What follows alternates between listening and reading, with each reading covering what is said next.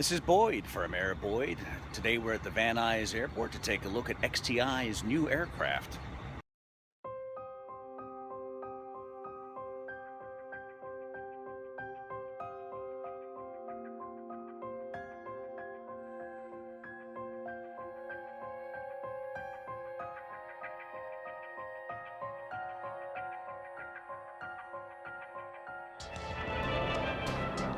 The DOKE research aircraft is only one of a number of promising vertical lift concepts now being studied by Army Research and Development. Ducted fans mounted on the wingtips provide the propulsion. By rotating these ducts, a successful conversion from vertical to forward flight is effected. Such tests may lead to design of an efficient aircraft fully capable of operating without runways.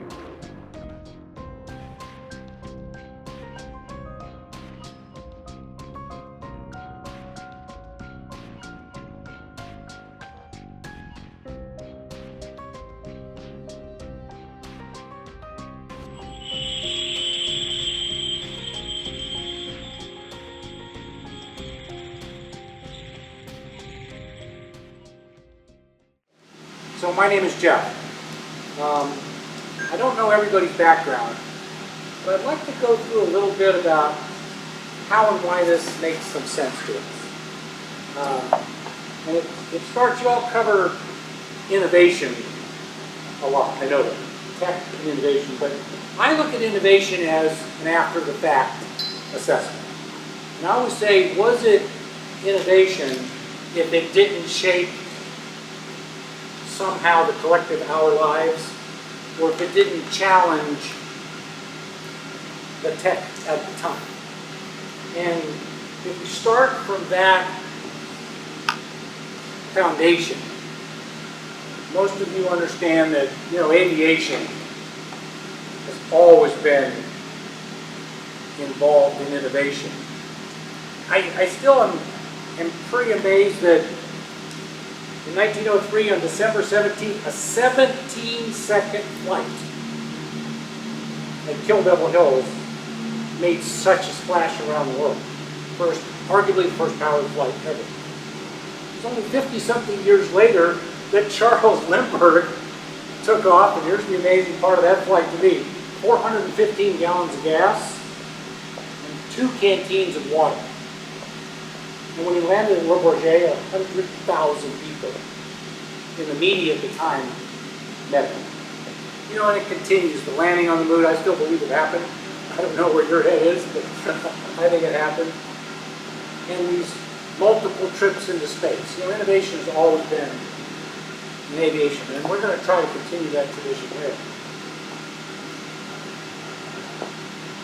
101 years ago, the mayor of St. Petersburg, Florida, paid $400, actually won a raffle auction, and jumped in this airplane called the Benoist 4. Trust me, I know a lot about aviation, I've never heard of it. 43 minutes later, he went from Tampa to St. Petersburg, first commercial airline flight, according to the Guinness Book of World Records. 100 years later, on January 1st of that 100 years later, 8 million people got on 100,000 flights. So, that's shaped our lives and it challenged our times. But the fact is, who flew here today? Not like I did, which was easy, but like you did, right? It's challenging. I lived back east, and my airports were LaGuardia, Kennedy, Hartford, or Newark. None of them were pleasure trips, right? So the challenges of those airports, plus the baggage, plus security, and all in, airlines are at 64% on time. Now granted, if you're a Major League Baseball player and you're hitting the ball 64% of the time, you're doing pretty well. But for us, and so what has happened is executives in business said this is unacceptable, and they've all gone to private jets. Didn't make much sense. A ticket from here to LA could be $500, but they're jumping in $36 million airplanes. spending $28,000 in direct operating costs because they value time. Right? And the fact is, the problem is we're not going to an airport. There's not much to do at an airport except get aggravated that you're at an airport. So how do you solve all these problems? Well, I grew up in an industry that helped a lot. Helicopters, right? I mean, they're great. They take off vertically. They fly. They can go, really 200, 250 miles, land where they want. But it's pretty slow. You see, as this rotor blade spins around and it's going forward, right? The blade that's coming into the air is seeing that much more lift, right? Because it's got the airflow. But the problem is this blade that's going away from the airflow. And yet the helicopter's got to have lift on both sides. And so they're limited, just physically limited to about 170 miles an hour. Okay? So, but the helicopter's still. Now, so the holy grail, if you will, is let's combine the hover, the lift, the walk out your door, if you will, with the speed of a jet. And there's been two ways that people have tried to do that. The first is, okay, this is not rocket science, but the first is they build an airplane that can hover. That makes sense. And then the helicopter guys, they build helicopters that go fast. There's a big difference in the two. Now the military has done a lot of this. Back in the 1950s, they were playing with vertical lift, rotate, go fast forward. They've been messing around with helicopters that go fast forever. Billions of dollars, decades of research. And the fact is that right now there's two that are in production, right? The Aviation Harrier, which has the worst accident record of any military aircraft ever built, and the V-22, right? Been called by some a sofa bed. Not a great sofa, not a great bed. But if you only got that one place in your house, it's a good place to put it. And there's probably only another one or two that are working, the F-35, the lift fan, but that's in serious doubt, whether the lift fan is actually going to get fielded. I think it will be. And Bella Goose do with their 609. But what's missing on the chart? The target is airplanes that hover for commercial application. Okay? How do you do that? Well, you have to take parts of the jet, parts of the helicopter, and put them together. And nobody's ever done that very efficiently, especially commercially. So let's start with lift, right? You got fly. So they both have wings, right? We know that. And I'm sorry, some of you are way more educated than I am in aviation. But I'll teach to me, okay? So excuse me if I get too basic here. But this is the wing, right? It's shaped just like that wing. This wing gets air to flow over it by using those engines to push it forward. This wing gets air flowing over it by having that engine rotating, right? So they both have wings. So how do you do an aircraft that needs to do lift in that sense and lift in this sense? Let's put that airplane together. Okay, let's start with conventional helicopter. This is our boosted 109 power. So the engine turns, it spins a transmission, that spins this rotor at about 360 revolutions a minute. Okay? Great. That's all spinning, it's generally spinning this way. Okay? Now what happens when you've got a car?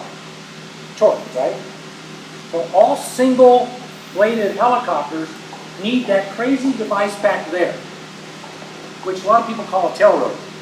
What it really is, it corrects for torque. If the blade's spinning this way, the nose wants to spin that way, that's what that does back there. Okay, so we need to lift. Let's start with the main rotor, but let's go really, really smaller. Into something that, let's say, is 7 feet in diameter. Okay? So let's start there. It's kind of inefficient as it sits like that. So what we do is, let's put a shroud around it. A duct, if you will. And what that duct does is that duct, when we're not moving forward, we're at slow speed, that duct really provides solid airflow and allows for a 7-foot shrouded fan to lift 2,500, 3,000 pounds. Okay? But that's not very much. Right? This aircraft weighs 6,000 pounds. This aircraft is about 5,000 pounds. So, okay, let's add a couple more. Aha! Now we have 3 fans. TriFan? We'll get there. We'll get there. No problem. And when we rotate those in different directions, what do we eliminate the need for? We don't need the tail rotor anymore, right? We counteracted torque by spinning the blades in different directions. Okay? So now we have TriFan. 3,000 pounds of lift, 3,000 pounds, 3,000 pounds. They're additive. So now we can lift about 9,000 pounds. Okay, now we're starting to put an aircraft in. Now, let's add a couple of engines. We want 2 for safety, right? We want turbo fans or turbo shafts. Well, all gas turbines are simple, right? They squeeze the air, they light it, and it blows out the back. Now, sometimes when it blows out the back, it turns another fan. On this airplane, for example, you see the fans in there? It turns directly and that provides the thrust. But in a helicopter, the engines are mounted this way. We need the power to go this way, so we have a transmission. And the transmission changes the direction of the power, and we're rotating 40,000 revolutions a minute down to 300 revolutions a minute. It's got to slow it down too. That's the transmission. So what we need is a turbo shaft engine. And let's get the turbo shaft engines from the helicopter, not the turbo fans from the jet. Okay, so there's our turbo shaft engine. We talked about needing a transmission. Let's add a transmission. The transmission takes the power from the engine and runs those 3 fans. Okay, simple. Now we can lift up. Let's add the airframe from the jet. Why are we going to add it from the jet, not the helicopter? It's pretty simple. First of all, we want to fly up above the weather. We need pressurization, right? So, when that airplane's flying at 41,000 feet, every inch of the inside of that airplane is feeling 8.1 pounds of pressure. That's why we need jet-like fuselage. We also need the aerodynamics of this aircraft. You see how that's kind of blunt? Remember, 170 is all it's going to go, regardless of how sleek it is. We need the aerodynamics of the jet, and we need, frankly, the control surfaces of the jet. That's why we use that fuselage. And that is the TriFan 600. So that's it. That's the first time that anybody's ever seen the TriFan 600. It's actually an amazing set of technologies. There's an old axiom in aviation. If it looks like it's going to go fast, it's going to go fast. That looks like it's going to go fast. So our modeling right now says that's going to go pretty fast. So here's how it works, and here's the magic. When we're hovering, when we're in our helicopter mode, all 3 of these fans, the 2 wing fans and the 1 body fan, hidden back here, are all operating just like that rotor system. Okay? Now it's a helicopter system. As the airplane transitions to forward flight, the wing fans rotate forward. As it does so, lift transfers from the wing fans, right, to the wing, and we get off the fans, transition into lift like the jet. At the same time, we cover up, Dennis will have to help you with this, we cover up the body fan and disengage it from the engines and transmission. It's a clutch, and it just stops rotating. Now we've kept the aerodynamics of the jet, covered up that other lifting device, and once we're on the wing, we only need two, essentially jet engines or propellers pulling us forward. And that's how it works. The wing fans rotate through transition and forward flight. The body fan is disconnected, and it goes. We've created a video here. I'll just show you real quickly to give you a view of our vision.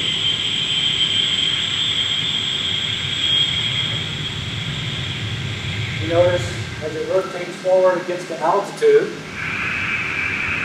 Gear comes up, the body fan closes. Now we're in airplane. This is Dave's house, it's certainly not mine. But you can see the body fan is now back open, the fans are back in the landing position, and the aircraft lands. Okay, it's that simple. Why is it 2015 and nobody's ever done it? Well, the answer is really patience. See, what I like about the project is there's no technologies here that need to be invented. There's no real science. But all the science that we need has advanced to the point where it's now very usable. Ducted fan technology, especially through that F-35. So we throw 3 of our body fans up there. Engines are now extremely powerful, extremely lightweight, and have a fuel consumption that we can live with. Right? Turbo shafts burn more than turbo fans, but turbo shafts have become more efficient. The design technology, CFD, all that, we might be able to take this airplane to flight and never go to wind tunnel. But one of the biggest is the fact that now fly-by-wire, which is becoming standard, is now so easy to be used. And here's the beauty and the why fly-by-wire may be the key discriminator here. So here's our TriFan in the hover. Here's our TriFan in forward flight, right? Steady state, the lift fans are providing lift up. And when it's forward flight, steady state. Simple, right? Now, let's on the TriFan push in on the left pedal. That's all we're going to do. Push in on the left pedal. Now, in the hover mode, what we're going to do is we're going to rotate these fans differentially, one back a little bit, one forward a little bit, and the airplane will then turn as if it were hovering. But in forward flight, we step on that left pedal, and the jet will move the rudder. Okay? But in both cases, the nose will go to the left. But it'll know the difference between hovering and forward flight. So let's go back to the steady state power. Let's move the stick to the left. Okay? Now if I'm hovering, I'm going to put a little more power through this fan. A little less through this fan. And the wing will come up and it will hover to the left. In an airplane, when I put the stick over, I put that aileron down and that aileron up. But in both cases, I lift that wingtip up. And we couldn't do this without state-of-the-art fly-by-wire and the algorithms that will make this a breeze to fly. Okay, does that make sense? So that to me was the holy grail of that. And this is going to be eye-watering performance. We're going to be somewhere in the mid-30s in terms of altitude. Why? We want to be above the weather. Way above the weather. We're going to go somewhere around 400 miles an hour because we want the speed of a light jet. We're going to be around 8,500 pounds, bigger than this. And we're going to have an extremely luxurious interior for people to fly. That's the aircraft. I'm going to run through some of this other very quickly, just so you know the business case quickly. If you're going on a 500 nautical mile trip, 560 people miles, and you got to get up, and you got to drive to the airport, and you got to wait at the airport, and you got to take your trip. There's no mode of transportation that can beat the TriFan 600. It'll half that time of a helicopter. And even if you're in a turboprop or a private business jet, you're going to save 30 to 40% of your time. People say, is that enough? Well, remember the trip from here to New York? The $600 trip on the airplane? Where executives are paying $36 million for the jets and the flight attendants. This saving time is a big deal in the business, and that's what the market that we're aimed at here. And the fact is that when you get on a jet, the normal jet goes 530 miles, regardless of how big it is. And it carries 2 people, regardless of how big it is. So what we did was we took the normal, usual, almost always, of all modes of transportation and said that's the size we're going to build the aircraft. If you need something bigger, you can go buy it. We're going to build to the modal trip that we're going to make. It'll be around $10 million. $10 to $12 million is our view of it. That may sound like a lot of money until you do the math.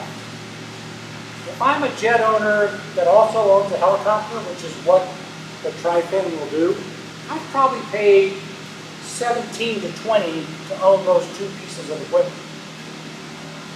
To do what the TriFan will do with 1 piece of equipment.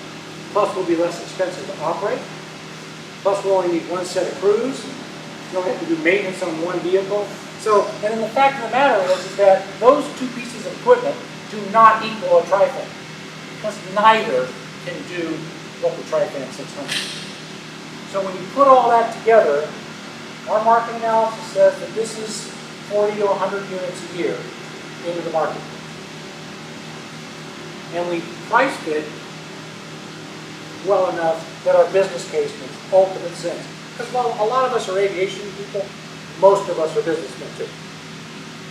And we figured, yeah, it's cool, but will it work and will it make it easy? And the fact is, all those seem to work. And because it's such a unique piece of equipment, we're going to also try to do it uniquely in terms of the capital raising. And that's why we're going to go to Start Engine and do a crowdfunding to start. But the math works. The math works. Because the valuation of the company will increase every time we need money, thereby keeping those original investors pretty solidly invested in a growing valuation. We think it's going to take about 7 years to get the full FAA certification. And I don't know if you know anything about FAA certification, but one of the things we're going to have to do is we're going to have to stand back about 50 yards and fire a 2.2-pound frozen turkey at every piece of the airplane, simulating a bird strike. And then somebody will stand back and say, that turkey would have taken out your wing.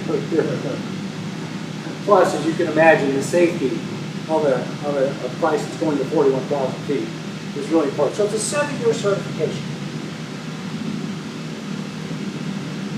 Most of the people that try this, humbly, I'll say, they don't have the right to. Humbly, I'll say, we do have the right to. Dave is our founder, It's not Dave's first aviation company.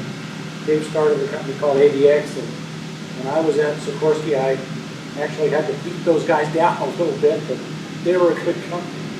I'm sort of the helicopter guy. I should have introduced myself earlier. I hate to date myself, but I started my first helicopter in 1979 as a second lieutenant in the United States Army. I've done nothing my entire life but helicopters. Fly them, own them, and I was privileged enough to run Sikorsky aircraft, which we grew to the largest helicopter company on the planet. So I'm going to say we got helicopters coming. My counterpart is Charlie Johnson with airplanes. You ever heard of Cessna? Charlie was the president of Cessna. Between us, we understand the market and we understand the dynamics. Both of us are military test pilots. Dennis Alcott behind whom I really want you to play 20 questions with. Dennis is a premier designer, designed the Piper Jet, he's designed Adams aircraft. There's a lot of airplanes that you'll find out that Dennis has designed. Dr. Alcott is our tech director and our lead designer. And Andy's here. Andy's our finance guru. Andy's been through all levels of finance, from raising it, spending it, and from managing it. So we have the team that can make this work. All right. So it's a great airplane. Got a good business case. But we don't have to work anymore. We're okay. But we have a vision. And that vision is back to the innovation. We want to change people's lives. We want to change it two or three ways. Point-to-point travel, clearly. I would have killed for that when I was running Sikorsky. That extra 2 hours, one day, a week, I might have been good at my job at that. But think about hospital transfer. Remember the golden hour? Well, now the golden hour can get you to 300 more hospitals. Organ transplants. Organs, when they take them out of wherever they keep them in a hospital and put them in those little styrofoam containers at that point they start a clock. Most organs have 30 to 40 minutes at that point. Now we can take those organs a lot further than 30 to 40 minutes. That's our vision. Our vision is to create time. We're very excited about a real innovative new aviation design that will change people's lives and is challenging our time. So that's our prepared comments, and I thank you very much, and we're open for your questions. So thank you.